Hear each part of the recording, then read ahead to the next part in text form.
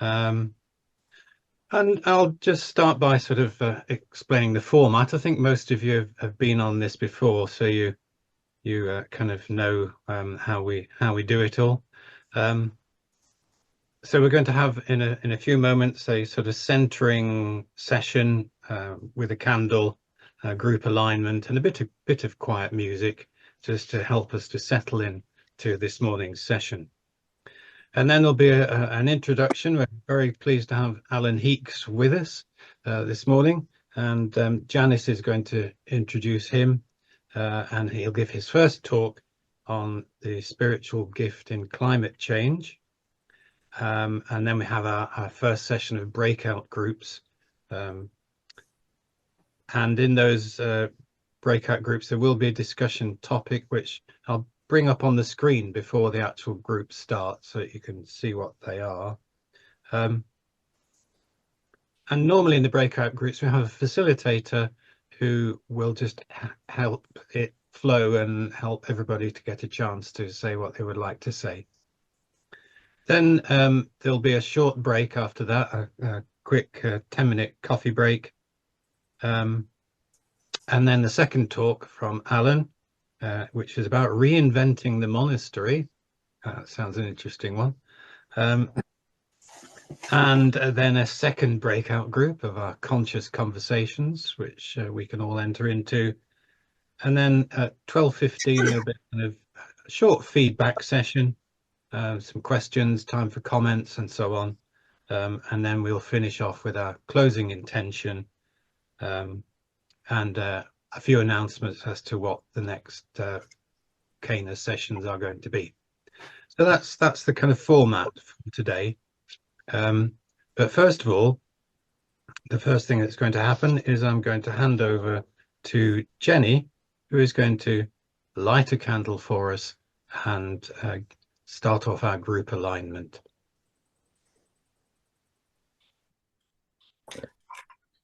Thank you, John, and good morning, everyone. Morning.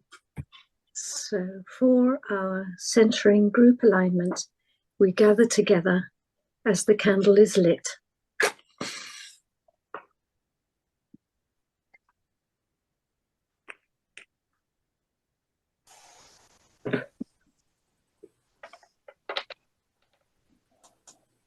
It is lit. So with hearts and minds prepared, we come into alignment with one another, physically distant, yet unified in the here and the now. Becoming aware of the consciousness of the group, as together we reach out to support and encourage one another in our time together. Be still. Be present. Come into the presence of one another. Now taking your attention to your breathing.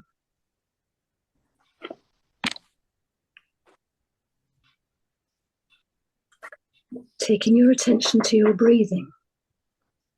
Breathe in the breath of that which is in all things. And may the breath breathe in us. Breathe in the spirit of that which is in all things, and may the spirit dwell in us, in the here and the now, and the present moment.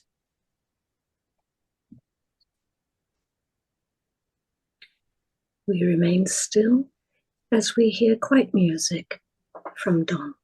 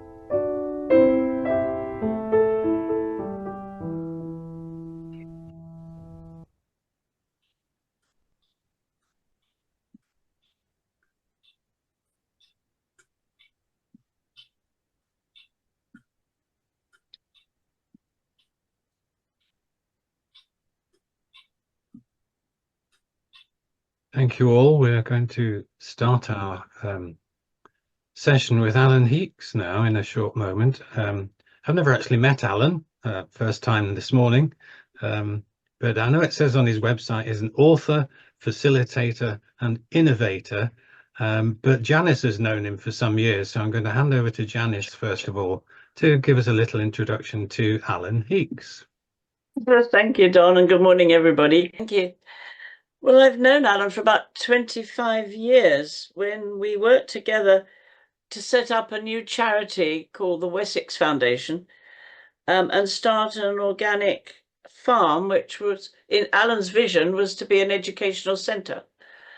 And I'm pleased to say that farm is still flourishing today and has parties from schools and all sorts of groups come and really learn about the land and just tune into a deeper side of themselves. And so, as Don said, Alan is an innovator, and thank you, Alan, for all the things you've innovated. And he not only has a vision, but he actually always lays pathways to that vision happening, which is the key thing. A lot of people have vision, but they don't know how to bring it into being. And Alan really is one of those. So I'm sure you'll love hearing from him.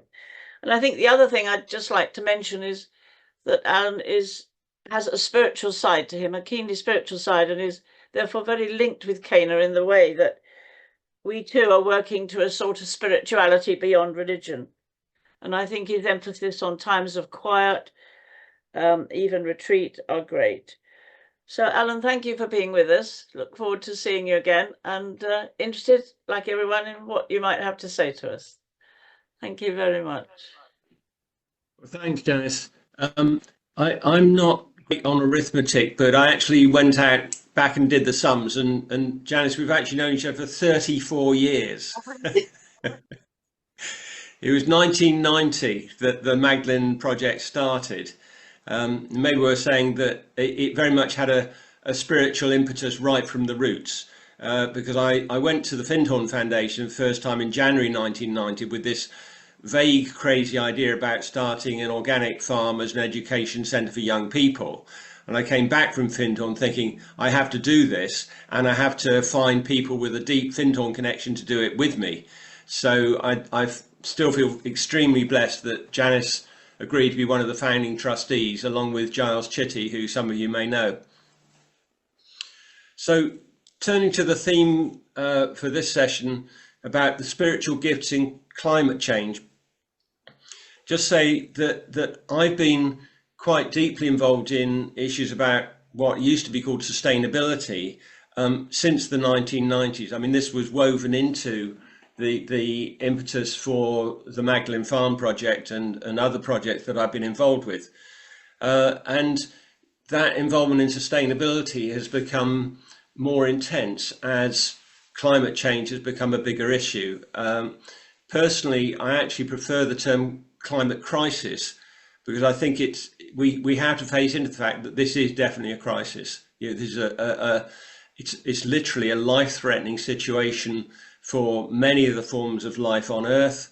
Probably most of us are in a relatively privileged position here in the UK, but we have to be aware that our fellow beings across the world are already suffering, and that, you know, the future outlook is difficult. And I don't know what your experience is of trying to live with the climate crisis, but mine is that it's difficult for several reasons. One is that it's not exactly a topic you can just drop into casual conversation. So, you know, a lot of the time I feel quite isolated with my feelings about it, because there aren't that many circles where I can speak openly about my feelings and feel that it's appropriate to do that. And that's part of why I value this session, to be able to start that kind of exploration between us and trust that, you know, we can speak openly about our feelings about the climate crisis, and also look for what the spiritual gifts in this crisis might be. So one reason I think that the climate crisis is difficult is because you can't simply easily talk to other people about it. Another reason that I think it's difficult is that it's complex, it's potentially overwhelming and bewildering. So it's very hard to, you can't really get your head around it. The scale of what's happening, the complexity of the things that are affecting each other, the difficulty of getting sort of clear facts when there's, fake news coming our way to say, actually, I mean, I still find it unbelievable that so many American politicians claim that climate crisis is an illusion. I mean, how could that be? So there's a lot of, conflicting stuff flying around on this topic.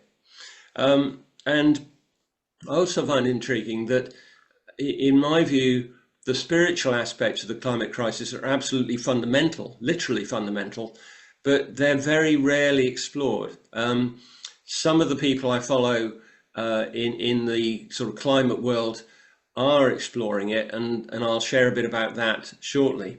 But what I'd like to do to begin with is invite you to just join me in a short meditation, just for a few minutes, just to tune into the climate crisis. Just let yourself feel what it feels like for you. And I imagine that often you don't confront these feelings because they're difficult, but I'm inviting you just gently to face into your feelings about the climate crisis for a few minutes. So just close your eyes if that feels comfortable. Breathe deeply. Remember that you and all of us are being held by the divine, and believe that we have the strength to face into this crisis.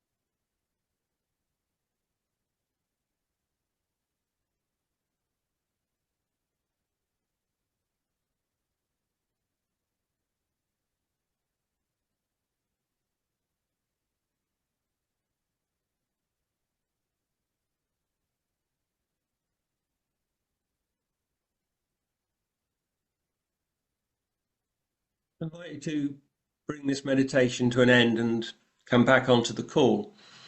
And I realise that I've been inviting you to connect with feelings that are probably quite distressing.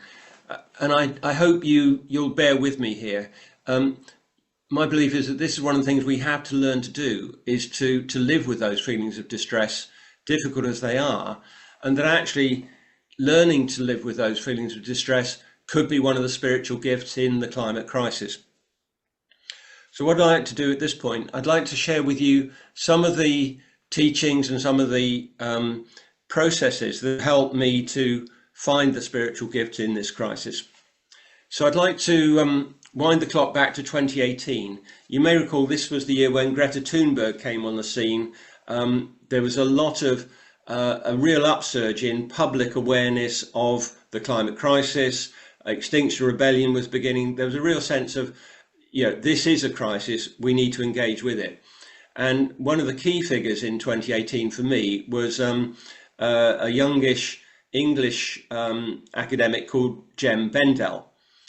And in 2018, I'd already been working with ideas about resilience, and I realized that things were getting substantially worse, that the outlook was substantially more challenging than any of us thought it might be. And I was writing blogs about the need for super resilience. And then, lo and behold, Jem Bendell published this paper on the concept of what he called deep adaptation. And although his message was quite worrying, in another sense, it was a relief for me, because Jem's original degree was in natural sciences. So he had gone back and looked at the climate science, the facts of the situation in 2018. And one of his key conclusions was that what we were being told massively understated the seriousness of the situation. In 2018, the Intergovernmental Panel on Climate Change, the IPCC, which is the authoritative body worldwide, was still saying that we could stop climate change, we could resolve it, we could wind the clock back, we could mitigate our way out of trouble. And he said, this is nonsense. We can't. We have to keep mitigating, but we can't get out of this. Major global warming and major impacts on ecosystems and food supplies are now inevitable, and we have to learn to adapt to them.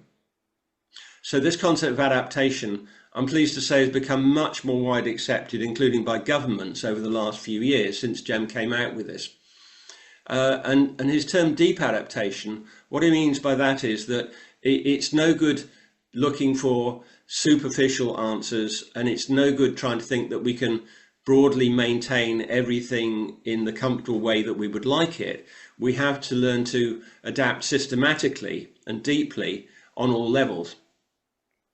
And in terms of our theme today, one of the big things I valued in Jem's original paper on deep adaptation was that he came out and said that this is fundamentally a spiritual crisis. It's an absolute challenge to what is the meaning and purpose of our human lives. You know, what are we here for? Because it's become quite clear that we're not simply here to, you know, consume more goods and enjoy material economic progress. So what are we here for in the face of a crisis which is literally life-threatening?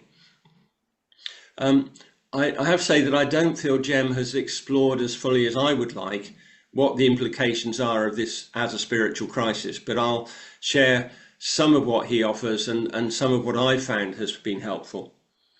Another key thing that Jem said in that original paper was that the emotional impacts of the climate crisis are so severe that we really have to find a way of facing into them and working through them before we can actually respond coherently and practically to the crisis. And I think he's absolutely right.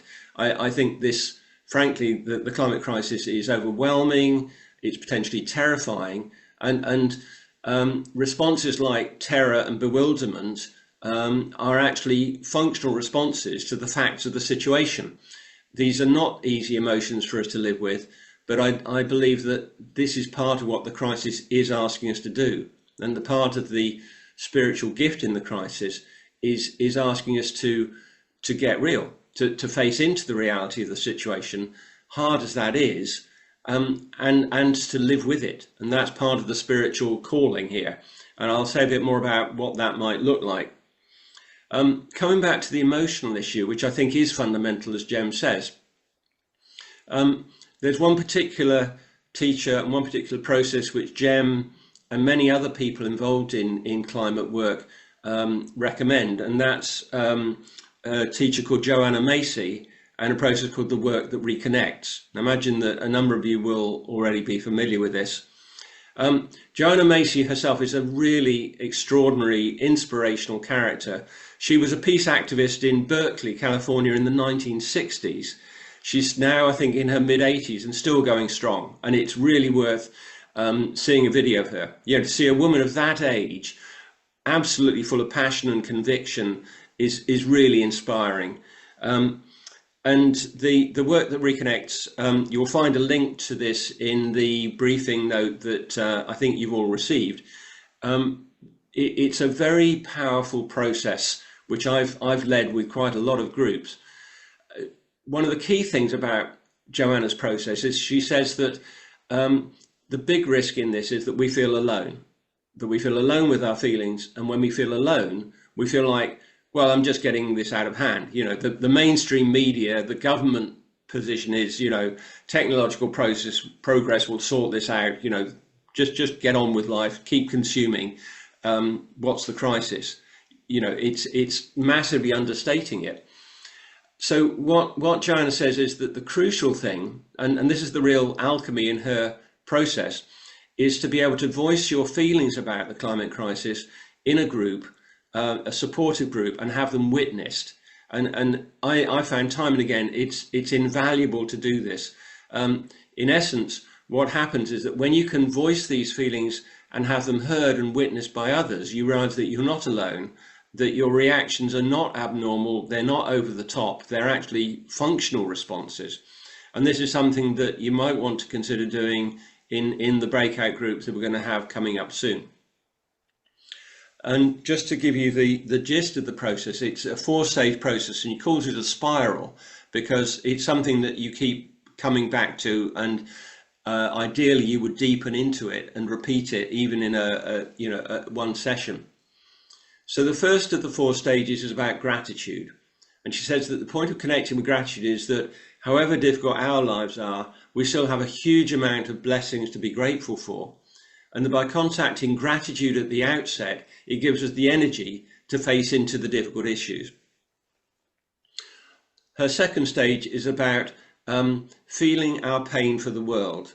And I like the way she puts that. She's not just talking about our personal pain. She's really very much asking us to feel the pain of the world around us and of other people and other forms of life that are already in a more extreme situation than we are, and to feel that pain with them. And the way that she advocates doing that is in a group where you can voice your feelings and, as I said, have them witnessed and recognize that you're not alone and that your feelings are normal and functional. So that's the second crucial stage. The third one is a more reflective stage, and she calls that seeing with new eyes. So having sort of got through some of the more difficult feelings and realizing that these are appropriate and you've been witnessed, seeing with new eyes is recognizing that across the world there are millions and millions of people who share the same concerns, and that there are hundreds and thousands of projects and groups and communities and networks responding positively to the situation. And I think we're all aware that those positive responses don't hit the news headlines the way that the disasters do. And this is one of the reasons why the mainstream media is so difficult to live with, is that it's not giving us a balanced view of the situation. Yes, there's plenty to be worried about, but there's also a massive amount of positive response going on at every level. So the invitation in Seeing with New Eyes is to be aware that each of us is actually part of a worldwide community of people and groups responding positively. And her last stage, she calls going forth. When I work with this, I also talk about being forth. And I'm very aware that you know, our call today feels to me very much like a gathering of elders. And, you know, for the elders, it's not always about doing things. It's actually about presence. It's about prayer. It's about embodiment of an appropriate response. So to me, being forth can be just as important as going forth. And for me, being forth is finding ways to embody positive and, if you like, spiritual responses to a crisis that many people find intolerable. In my sense is, we know from the opinion polls that you know, 90% of people in the UK know that there is a climate crisis, but the vast majority of them just can't cope with it. Most of them are in denial. They're getting on with life as usual, and actually that's not going to get us through. We have to face this, and there are major practical steps that we can take together in our communities once we recognise that we're in a crisis that's steadily getting worse. So far I've covered two topics: Jem Bendel and deep adaptation. Secondly, Joanna Macy and the work that reconnects, and there are web links to both of these in the briefing note. What I'd like to now, before I finish my inputs, is start looking at specifically spiritual responses. And there are 2 or 3 that I want to mention. My main spiritual teacher for over 20 years has been Neil Douglas Klotz, and I believe he's lined up as your next speaker. So I'm not going to sum up his ideas, but just say that in the 1970s, Neil, who's American by birth, Neil worked closely with Matthew Fox, and I think that the whole approach of creation spirituality is a crucial element of finding the spiritual gift in the climate crisis. So the way that Neil articulates this is to say that creation was not a big bang that simply happened millennia ago and that's the end of it. Creation is an ongoing process that you know, God is working out moment by moment. It's a continuing process, and that our job description as humans is to figure out, we need to figure out what part we are supposed to play in this ongoing process of creation. And I find that a very helpful thread to follow. You know, what are we here for? The second thread that I found really helpful over the last few years, as I've had to deal with, you know, increasing levels of alarm about the facts of the climate crisis, I found the idea of the soul's journey really helpful. And you can find this in various religious traditions, and also in research that's not religiously based at all. But the basic idea here is that our soul is a piece of divine essence that travels through lifetimes. So the soul chooses each human lifetime it comes into for purposes of its own growth.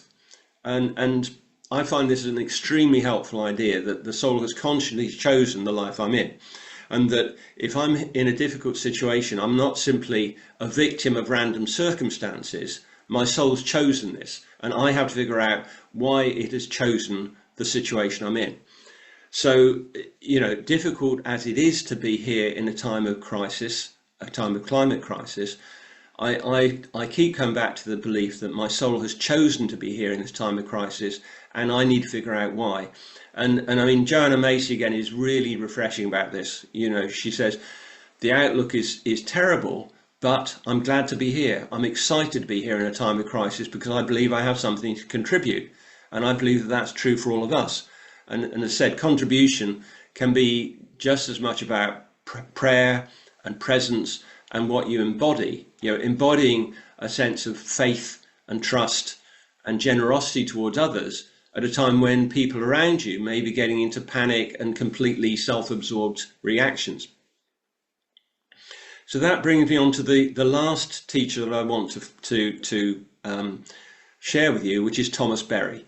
And I feel a huge amount of affection for Thomas Berry. I never met him, but I've heard recordings of him. I've read his books, and there's a tremendous warmth and wisdom about Thomas Berry. I mean, some of you may be familiar with this anyway, but he was a Catholic priest who preferred to describe himself as a cosmologist, really as a sort of teacher about our relationship to the cosmos. He died, I think, in about 2008. So, he's not a recent teacher, but one of the things that's really impressive about him is that he had an extremely clear view about the climate crisis, even in the last years of his life. One of the books that he co-wrote, which I think is worth mentioning, is called The Universe Story. And he co-wrote this with an American physicist called Brian Swim. And what's remarkable about this book is that, you've got a physicist telling the facts of the universe's evolution and a cosmologist telling you the spiritual significance of this. And one of the remarkable things in The Universe Story is it's clear that if you think about life on Earth, there were repeated points at which the existence of life on Earth hung by an absolute thread. And literally, if the temperature on Earth had been, 0.1 of a degree warmer or cooler, life would not have continued. So one of the conclusions that Thomas Berry draws from his understanding of Universe Story is that there is divine providence involved. He said it's hard to believe that if this was simply a set of random events, that life on Earth would have been guided to survive and evolve as it has. So he has a deep sense of divine providence as a benign power that's operating with us, even in these current times of crisis. So I'm going to sort of share a couple of readings from Thomas Berry with you, and this will lead us into the small groups. So the one of his most impressive books called The Dream of the Earth, and he was passionate about the belief that we need a new story of the universe. And you may recall that Janice was very involved in a conference at Findhorn back before COVID called The New Story, which, that term, The New Story, comes from Thomas Berry. So what Thomas Berry says about this new story, he says, we need a story where we recognize that the evolutionary process is from the beginning a spiritual as well as a physical one. And this very much fits with his idea in The Universe Story, that when you look at the reality of how our universe and how our Earth has evolved, it actually makes more sense to see it as a spiritual story, not merely a physical story. So Thomas Berry also says, we humans need to see ourselves as part of the continuing story of creation, that we are the being in whom the universe reflects on and celebrates itself. The being in whom the universe reflects on and celebrates itself. And to me, this is really getting into the spiritual gifts of the crisis, that we are being asked to recognize our role as an embodiment of the divine in a time of crisis on earth, and that we have to play that part of reflecting and celebrating. Thomas Berry describes our industrial society as the addictive, paralyzing manifestation of a deep cultural pathology. There's a lot in that. I'm going to read it again, but that is so powerful. And this is a man in his 80s writing nearly 20 years ago. Our industrial society is the addictive, paralyzing manifestation of a deep cultural pathology. And what keeps encouraging me about Thomas Berry and about the outlook we face is that despite seeing that so clearly, he was optimistic about the future outlook. So he also writes, the basic mood of the future might well be one of confidence in the continuing revelation that takes place in and through the earth. The basic mood of the future might well be one of confidence in the continuing revelation that takes place in and through the earth. And he goes on to explain why he feels this confidence. He says, if the dynamics of the universe guided us safely through the turbulent centuries, there is reason to believe that this same guiding process is precisely what has awakened in us our present understanding of ourselves and our relation to this stupendous process. So this is big stuff to take in. I appreciate that. And I've been, working to take it in for several years. So I hope this isn't too big for you to grapple with. And I think the small groups will be very helpful. But in essence, I share Thomas Berry's wonderful idea that the scale of the crisis has to be something that has divine providence in it, and that part of our path as humans is to grow into this extreme crisis, not simply to kind of suffer through it. And what growing through it means, I think, will be different for each individual. But that's the theme that I'll pass on to you for these small groups. Thank you. Thank you, Alan, very much for stimulating us in so many ways. So I'm going to share the screen now to show the sort of questions that we have for our breakout groups. And let's get the next screen rather than that one. For some reason it's not moving. Oh, there we are. So, breakout rooms, have you found any spiritual gifts in the climate change? And can you share some of Thomas Berry's optimism? So, a discussion around those sort of points would be great. So, I'm going to leave just those there for you to look at while Bill invites us to join a breakout room in a moment.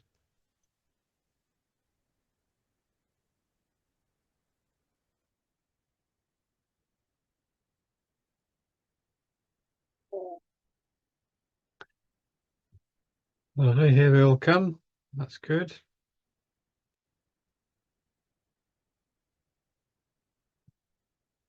So it's time for our second talk now with Alan, and this has got the intriguing title of Reinventing the Monastery. So I'll hand over to Alan, who's going to tell us all about that. Thanks, Alan. Yeah, thank you. And I feel really grateful to have the opportunity to explore this idea with you. I'd like to give you a bit of context first. So I think you'll probably begin to get the picture that quite a lot of my path of service for the past 30 years has been in creating physical locations, which I would say serve as spiritual catalysts. So Janice mentioned the Magdalen Farm charity, where she was one of the founding trustees along with myself. And I think what was important in our vision for that was that it definitely was a spiritual vision. So the trustees and 3 others would meet regularly, and we would pray for guidance about what we were being asked to do. I think we all saw ourselves as being in service to something higher, which you might call, a divine impetus. And we were trying to bring that divine impetus into physical manifestation. And I'm extremely proud of the fact that the Magdalen Farm is still going strong 34 years later and is still doing very much what we, the original founding trustees, hoped it would do. So to me, I have to say, I don't, yes, I contributed to that, but I definitely don't think it was, quotes, my idea. I think I was in the fortunate situation of being, if you like, a clear channel that could hear a calling and could find people like Janice and others and, the farmers and the educators to make it happen. And I'm still kind of surprised that I've played that role in 4 physical projects. The second, which I was involved with for about 30 years, is a place called Hazel Hill Wood, 70-acre woodland retreat centre near Salisbury, where again, there was a clear spiritual impetus to the idea and a clear spiritual intent to what we were doing.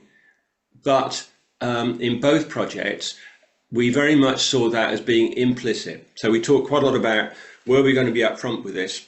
And our sense was that there are a lot of people who get alarmed by words like spiritual, who confuse it with religious, and it's frankly a risky word to use. So with both projects, there was clearly an intent of spiritual service. And what I mean by that is that we saw ourselves trying to serve the higher good. We were trying to listen for guidance from the divine, as we understood it, and we were trying to enable the people who came to us to make some form of spiritual connection through what they did in the place. And I think that by and large we succeeded in that. Hazel Hill Wood is also going strong, 30 years later. And it's still the case that in both projects, I would say that there is a spiritual quality about it. When you physically go there, you feel something different. And that, I think, is part of the catalytic power that those places have. And, I think all of us have seen that sort of power in cathedrals. I think it's true of many places that if a physical place is stewarded with sacred intent, it can be a real power for good. So, these 2 projects I'm talking about happened about 30 years ago. More recently, I've been involved in setting up 2 co-housing neighbourhoods, which are also doing well. And I should say for the record that I've had several projects that didn't get off the ground. It's not like everything works. But I'm now 76. I'm now at a point where I'm aiming to serve as an elder and as an enabler, and not as a prime mover. So this is a big difference for me, and frankly not an easy adjustment. I think that I was quite a good warrior hero who was quite good at leading very worthwhile projects, and said these 2 are still going strong. So I've been trying to ponder in the last year or so, what am I being called to do now at this age and in this time in society? And what's emerged for me from that process is a belief that the crisis we're in, or the crises, the climate crisis is only one of a whole range of crises around social injustice, habitat loss, wildlife loss, species loss, and threats to our everyday life. There's a lot going on. And as we were exploring in the first session today, I do see that as a spiritual crisis. And I think that the spiritual dimension is so important that it feels to me like it's appropriate now to create a place which is explicitly exploring the spiritual dimension, not just implicitly.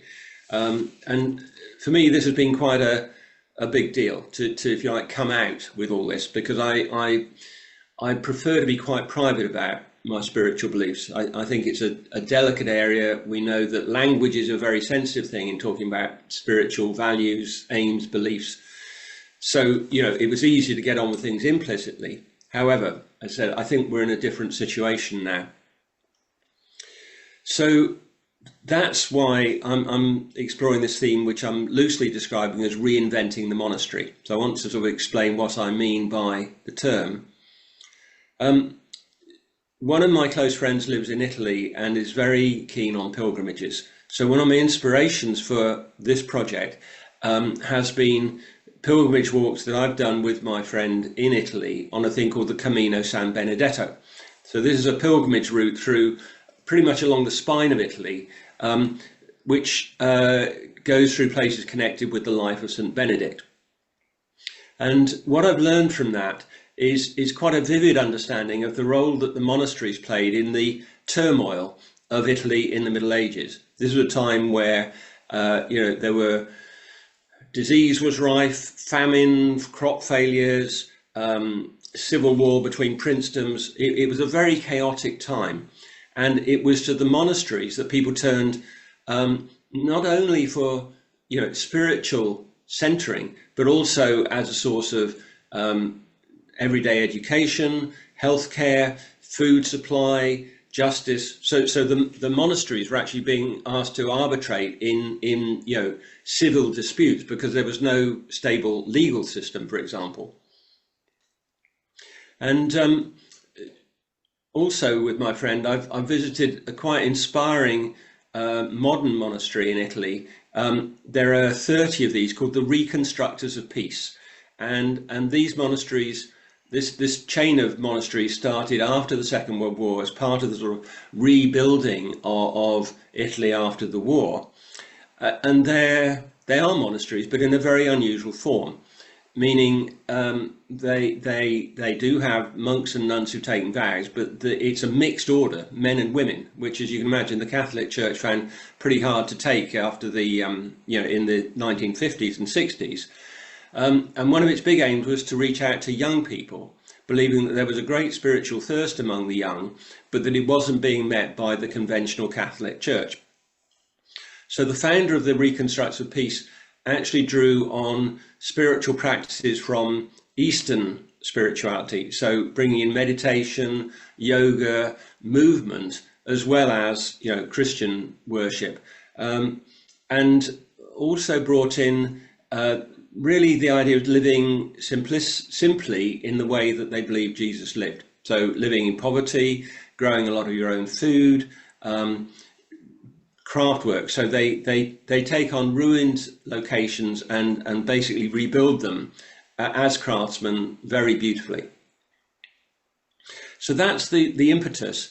And as I've started to explore the idea of reinventing the monastery, I've discovered there is a thing called new monasticism. I didn't know this existed, but there's a Wikipedia entry for it. I'm now reading a book about it, and I now know that there's all sorts of role models for literally new monasticism. The Northumbria community that some of you may know, the Iona community, people like Dietrich Bonhoeffer, Thomas Merton, a lot of initiatives in the US. And I realized that what I'm visioning is not a monastery. It's not primarily a cloistered place where people take vows. What I'm picturing is a location, a small spiritual community, probably 10 to 16 people who live as a spiritual community, who pray and worship together, who are growing quite a lot of their own food, and who can serve as a supportive framework for people to come as guests who are on a spiritual search. So it's a place where there's quite a lot of flowing in and out between the guests and the hosts, more than I think in many monasteries as I understand them, where the number of visitors was relatively small compared to the host community. And I'm picturing this at the moment I'm calling it the Searching Spirit Centre. That may not be its eventual name, but at the moment the vision for the Searching Spirit Centre is a place which would be growing quite a lot of its own food, where guests will be welcome to come for a structured programme of exploration, particularly young people, but people of any age. And this exploration would enable them to experience different spiritual paths. So although one of the main people I'm working with is an Anglican minister who leads pilgrimages and is very keen to support this, we will be trying to offer people an experience of different paths so that they can experience and choose for themselves what they want to give meaning and purpose to their life in a spiritual sense, rather than it being, it's a sort of evangelical place that is promoting one point of view. And part of the theme of this vision is about communities, and I was in part of the breakout group from the first discussion about the potential spiritual gifts in the current crisis. I think one of those gifts is about recreating local communities, just lay communities, mainstream communities. And one of my hopes is that if a few people with a spiritual perspective can infuse that into mainstream communities, it will help those communities hugely to live with the issues that we have ahead. And I mean infuse in an implicit way. So I think that it's possible to work with a mainstream community and say, what are our values? What is our purpose? What is our inspiration? Without getting into language that is, about the divine or about any particular spiritual path. And that's broadly what I'm hoping that this will bring about. What I'd like to at this point, I hope you're getting a flavour for this, the vision, and I'm going to invite you in a few minutes just to tune in to how this vision resonates with you and whether you feel that this is potentially a helpful response to the spiritual crisis and the other issues of our times. So let me try and sort of paint the picture a little bit more. I'm working with a small group of people on this already. I moved to Wales about a year ago from Dorset, and we're looking for a location in mid Wales. So picture this as being a very peaceful, beautiful, rural location in mid Wales, probably an oldish house with land for growing food around it, with woodlands and walks and pilgrimage routes easily accessible, and a welcoming community of mixed ages, probably 12 to 16 people living there as the resident community, and with typically at any time probably 10 to 15 guests. One of the things I've learned from places like Findhorn is that it's quite important to look out for burnout issues with your host community.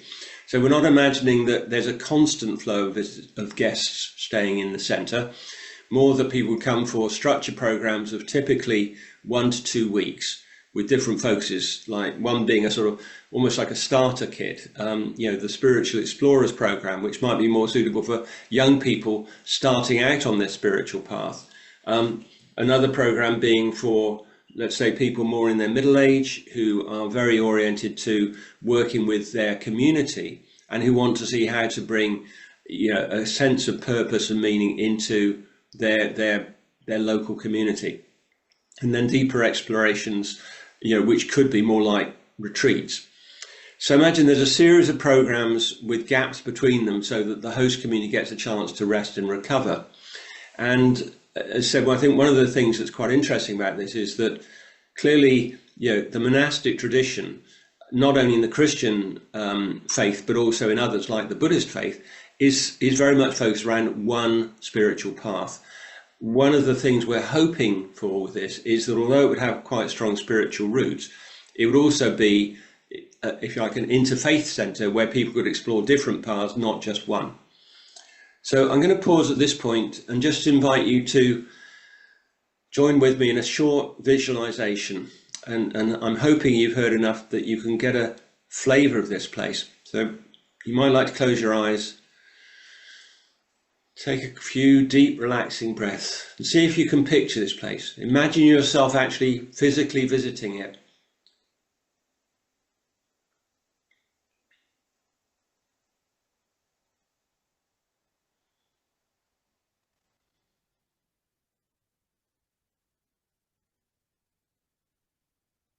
Just get a sense of how this operates. Is this working well? Does the vision need refining? Is this vision relevant to the needs of our times?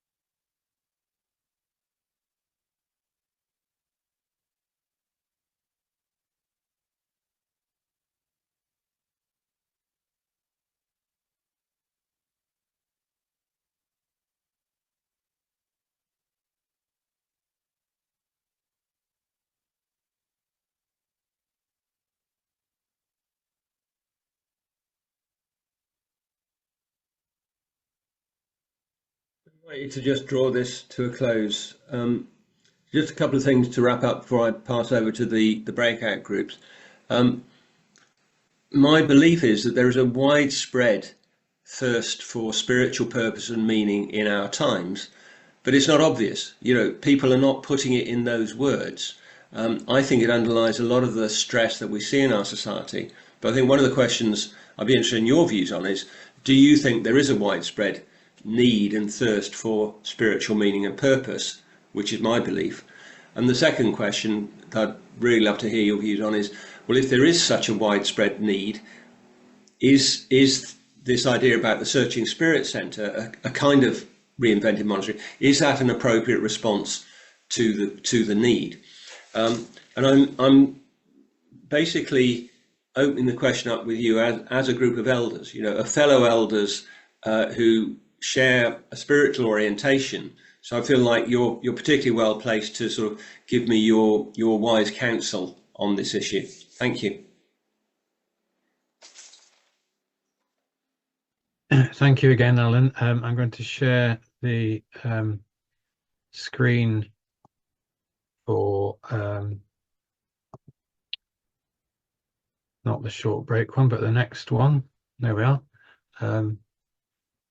So these are the suggestions for the breakout groups, as well as what Alan has just said. Really, is this vision a realistic way to meet this need? What advice would you give on how to proceed? Is this going to reach the young people that we're talking about, and could you or someone else, you know, help to fulfill this vision? So lots to talk about around that, and Bill's going to put us into our breakout groups in a moment.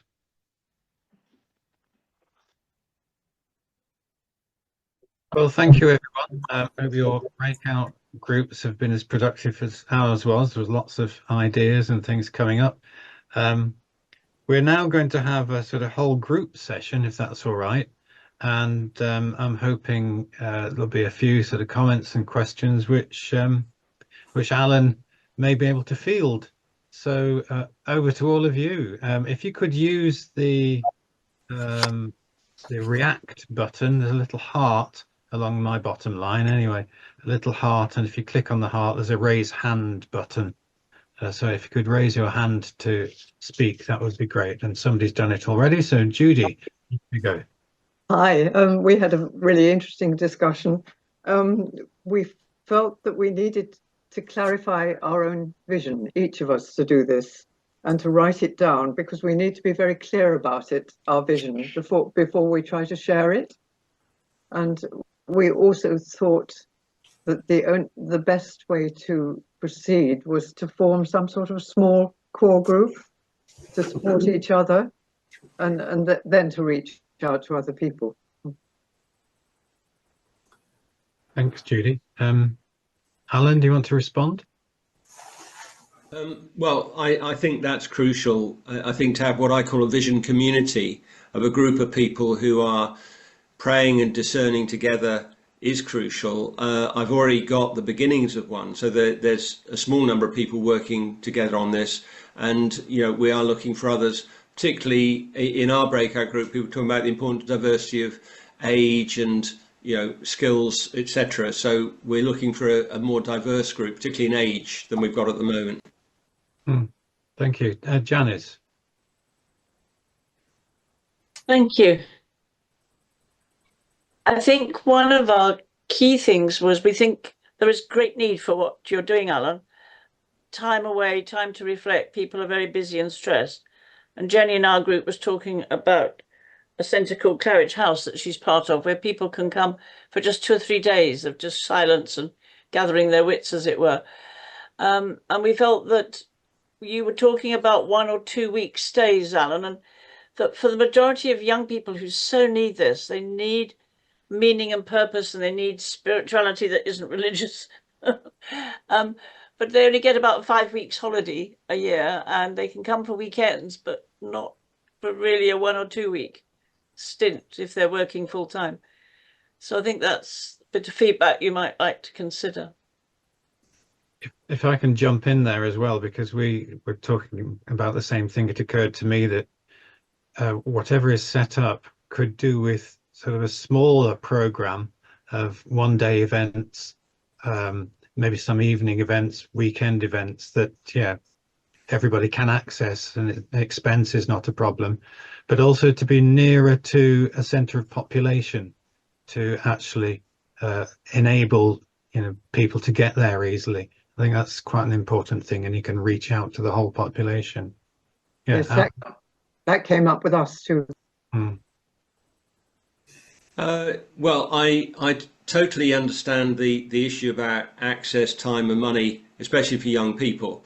I'm researching this with a few networks of young people. For example, Scientific and Medical Network have a subset called New Paradigm Explorers.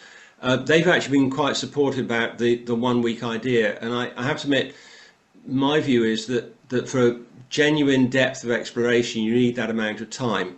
One of my role models for this is Experience Week at Findhorn Foundation, and although Findhorn has had difficulties in the last few years, my understanding is that Experience Week format of a 1 week program where you were working in the community as well as, you know, your own exploration worked extremely well for thousands of people over a long period of time. So I'm certainly open to the idea of shorter tasters, but I do think that a sort of 1 week immersion in a sort of sacred landscape in mid Wales would do a lot for people. And in terms of young people, the big thing I worry about is actually their ability to pay, which is usually very limited. So part of the idea here is that we would need to find grant funding that would help us to subsidise quite heavily the cost of these groups for young people. Good point.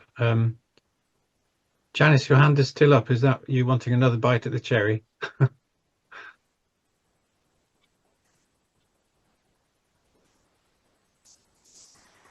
Not sure. No. Okay. Who else would like to make a comment? I know we had an interesting discussion in our group about other communities, like the Grail community, the Orthona community, and the possibility. I don't know whether you've spoken to those sorts of communities, Alan, the experience and wisdom that they've got on these issues, because they've been going for so many years. It's a very good point. The short answer is not enough. I used to live a few miles down the road from Orthona in Dorset, so I know them. I've visited a place like the Northumbria community.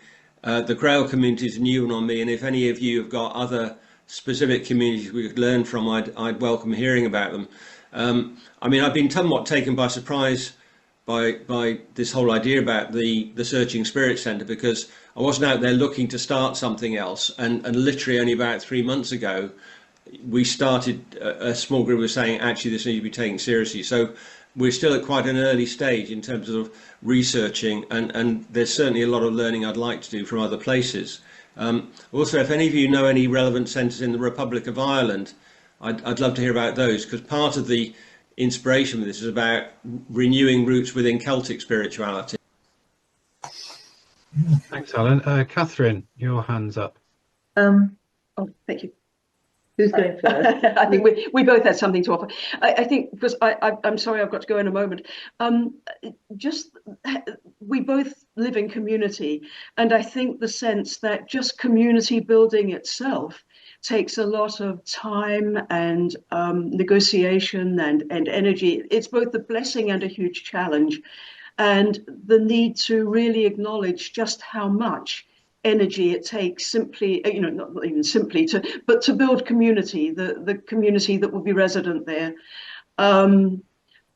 It's a wonderful thing to actually have guests as well, but the need for a very careful balance, I think, of what it's going to mean for that community building, which I think offers something incredible into the global whole, but shouldn't be underestimated just how much effort and energy that actually takes.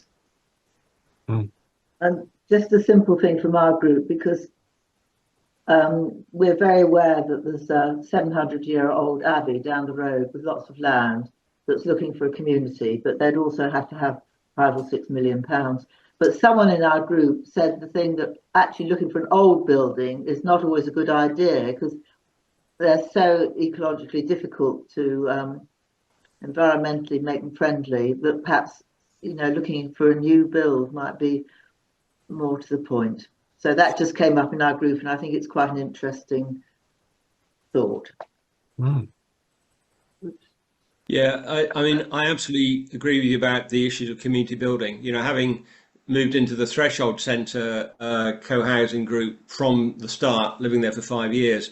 So I think it's crucial, particularly in the early period, that it isn't overburdened with a lot of programs coming through as well. And I think it can be quite tricky. In a sense, it would be easier if it was a purely Christian group, for example, but we're trying to make it broader than that. Yeah. And in terms of old buildings or new buildings, one of the key parts of this is that we're hoping to be able to rent somewhere because we don't have 2 or 3 million, never mind 5 or 6, to buy somewhere of the scale that we would like. We've already had one exploratory conversation with a large estate in Mid Wales, and there are quite a lot of these estates that have large old houses that they don't have a clear use for. They're sometimes used for wedding venues and such like. We'd be open to a modern one, but the key thing is we need somewhere with probably about 15 bedrooms, where they'd be willing to rent it to us sort of by the year. And if any of you happen to know one of those, that would be really great to hear about. Thanks, Alan. Yeah, if any of you feel that you've got ideas to suggest to Alan or some sort of experience that you could offer to talk to him about or put him in touch with somebody, please do get in touch with him. I hope that's okay, Alan, if people got in touch with you. I'd be delighted if they do. So yeah, very much so. Thanks, Don. Yeah. Put his email in the chat. Yeah, could you put your email address in the chat, Alan? Or Brian, Bill could circulate it afterwards. Yeah. We're going to, thanks for all those comments, everyone. We're going to now move over to our closing intention, which is a time that we hold just to close our session together. And Brian's going to lead us into that, and I'll share the screen that has the wording on it. So over to you, Brian. Thank you.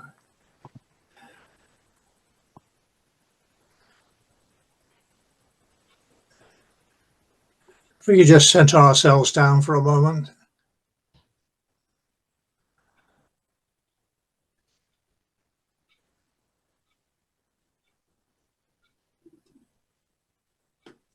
May we treat our bodies and our planet in organic, wholesome ways, imbued by love and spirit.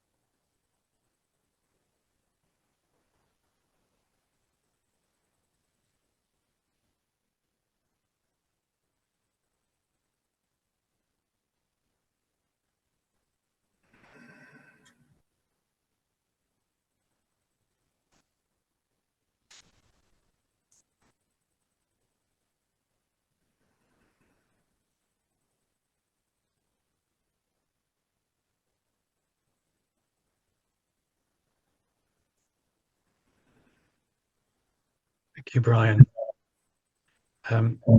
As we go out from here holding that intention, it remains for me to say a huge thank you to Alan for his input with us this morning. Such a lot to think about. The whole spiritual aspect to the climate change and the climate crisis, and how we can, or how there can be centers to help people to develop their own spiritual idea, the whole reinvention of the monastery. So thank you very much, Alan. We're exceedingly grateful for you coming along and sharing your wisdom, and we do hope and pray that your vision will come to fruition as soon as possible. So thank you, Alan. Thank you. It's been a real joy to be with you. Thanks. Now I'm just going to share yet another screen as we come just to the end, just to let you know some of the things that are happening in Cana coming up. We have a big event happening in Stroud on the 27th of October, rediscovering the original teachings of Jesus. It's happening twice, once in Stroud and once out here with me in St. David's. And we've got 4 speakers.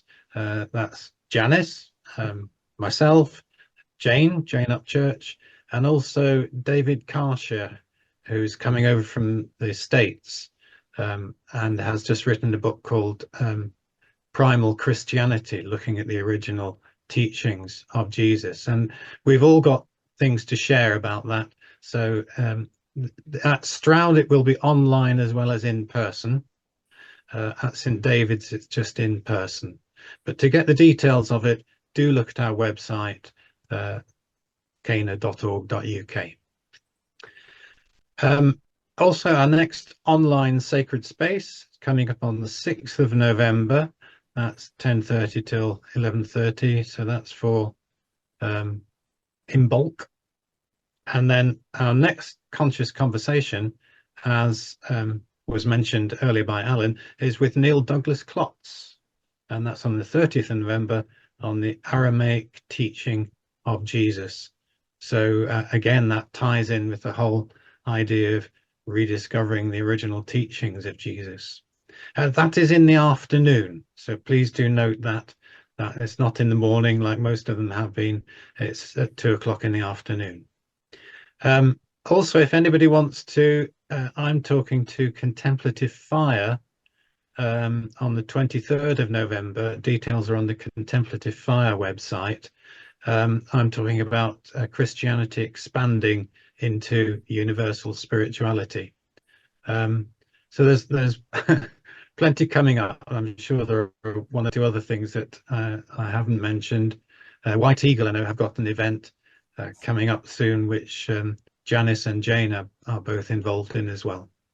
So I hope you'll be able to join us. Or details of all our events are on our website, so please do refer to that if need be. But time to say thank you very much to everybody. I'll stop this share so we can all see each other. It will gradually go, I think. My computer's gone on and go slow. There we are. So thanks very much, everyone. And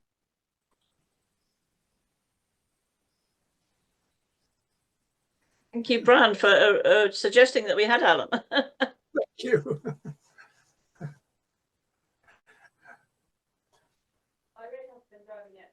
Thank you. Wonderful and inspiring. Yes, it has been, hasn't it? I disappeared there. I don't know why.